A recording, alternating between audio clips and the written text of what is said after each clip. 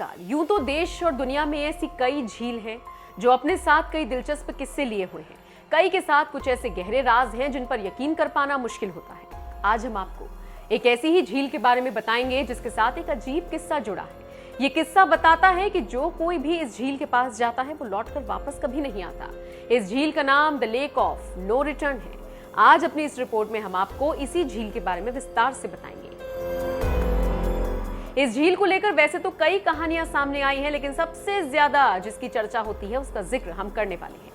पहले तो आपको ये बता दें, इसे नावांग यांग झील भी कहा जाता है। ये अरुणाचल प्रदेश में स्थित है। ऐसा माना जाता है कि द्वितीय विश्व युद्ध के दौरान अमेरिकी विमान के पायलटों ने यहाँ पर समतल जमीन समझकर इमरजेंसी लैंडिंग कर दी थी। हालांकि उसके बाद वो जहाज पायलटों समेत डूब गया और रहस्यमय तरीके से सब गायब हो गए। हैरानी की बात यह है कि आज तक उस विमान और उसके पायलटों का पता ही नहीं लग पाया है। एक दूसरी कहानी बताती है कि जब युद्ध खत्म होने के बाद जापानी सैनिक अपने घर वापस जा रहे थे, वो इस झील के पास से गुजरे। उस वक्त वो रास्ता भटक गए और आज तक वापस नहीं लौटे।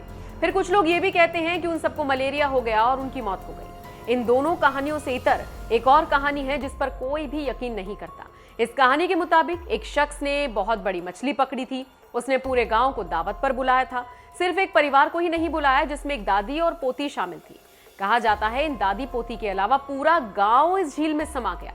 हालांकि ये कहानी पूरी तरीके से फर्जी सुनाई पड़ती है। खैर, फिलहाल इस झील के पीछे का क्या रहस्य है, आखिर क्यों इसके बारे में ऐसा कहा जाता है कि जो एक बार गया वो वापस लौटकर नहीं आता है, इस बारे में अब तक किसी को कुछ नहीं पता चल सका है। बस इसे the lake of no return के नाम से जाना जाता है। अगर आपका कभी इस झील पर जाना हुआ हो तो कमेंट करके अपने एक्सपीरियंस को जरूर शेयर कीजिएगा।